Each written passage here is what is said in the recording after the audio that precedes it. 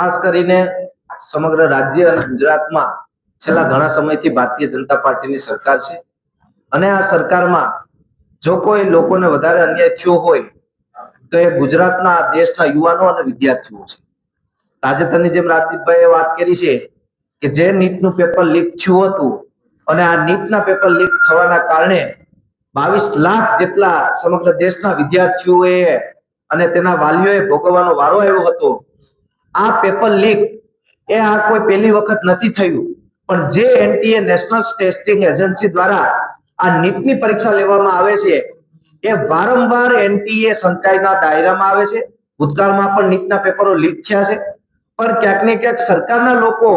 આમાં ઇન્વોલ્વ હોય અને ભ્રષ્ટાચાર કરી અને આ પેપરો લીક કરવામાં આવતા હોય એવી રીતના એનટીએ ઉપર ભૂતકાળમાં પણ કોઈ પણ પ્રકારના પગલા ના લેવાના કારણે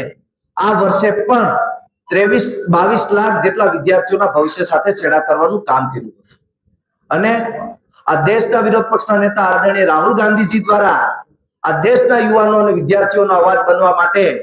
જેમ રાજદીપભાઈએ વાત કરી છે કે છાત્રકુંજ નામનો પ્રોગ્રામ જે લોન્ચ કર્યો છે અને શરૂઆત કોટાથી કરી છે અને સમગ્ર દેશમાં આ શરૂઆતને વેગ આપવા માટે સમગ્ર ગુજરાત અને સમગ્ર દેશના યુથ કોંગ્રેસ એનએસયુઆઈના કાર્યકર્તાઓ રોડ ઉપર ઉતરવાના છે। ત્યારે આની વિગતવાર વાત કરીએ તો ગુજરાતમાં પણ જિલ્લે જિલ્લે વિદ્યાર્થીઓ સાથે સંવાદ કરી અને વિદ્યાર્થીઓને પડી રહેલી જે મુશ્કેલીઓ છે શિક્ષણમાં એ મુશ્કેલીઓનો સામનો કરવા માટે એનએસયુઆઈ યુવક કોંગ્રેસ અને કોંગ્રેસ કટિબદ્ધ રહે છે। અને શિક્ષણ વ્યવસ્થાની વાત કરીએ આપણે કે જે શિક્ષણ વ્યવસ્થામાં ઉઘાડી લૂંટ ચાલુ થઈ છે, ગુજરાતની વાત કરીએ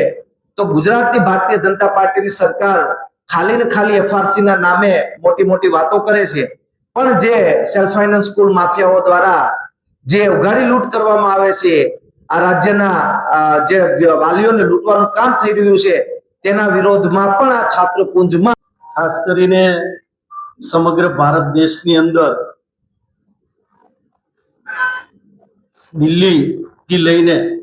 ગુજરાત લગી અને રાજસ્થાન સમગ્ર દેશના અલગ અલગ સ્ટેટોની અંદર જે નીટની એક્ઝામનું પેપર ફૂટ્યા પછી વિદ્યાર્થીઓની જે માનસિકતા તણાવ હતી એ અવાજને સરકારની સામે મજબૂતાઈથી રાખવા માટે લોકસભાના વિપક્ષી નેતા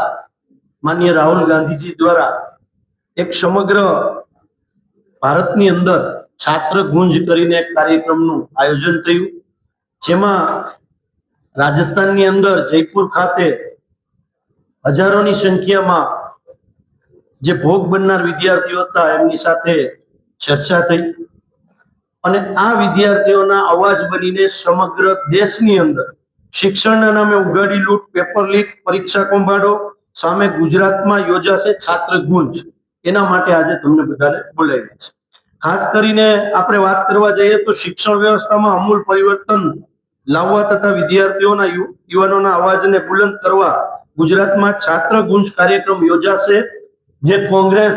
પક્ષના માધ્યમથી યોજાશે। એનએસયુઆઈ અને યુથ કોંગ્રેસ આમને વેગ આપશે સમગ્ર ગુજરાતની અંદર અને નીટની એક્ઝામની અંદર 22 લાખ કરતા પણ વધારે વિદ્યાર્થીઓએ આ એક્ઝામ આપી હતી। એનો ખર્ચ જે સરકાર જે પેપરનો ખર્ચ લે છે પરીક્ષા આપવાનો એ 1,32 કરોડ નો ખર્ચ વિદ્યાર્થીઓએ સમગ્ર દેશની અંદર કરેલો, જેમાં ભારત દેશનું આપણું શિક્ષણનું જે બજેટ છે એ 1,40,000 કરોડનું છે। તો બજેટની લગોલગ ફી આ ભારતીય જનતા પાર્ટીની સરકારે લોકો પાસેથી લીધેલી, વિદ્યાર્થીઓ પાસેથી લીધેલી। આ માત્ર ફીસ કઈ છે કે જે ગવર્મેન્ટ ને ફીસ પે કરી છે, વિદ્યાર્થીઓના વાલીઓ એટલે કે પેરેન્ટ્સ એના માટે ક્યાંક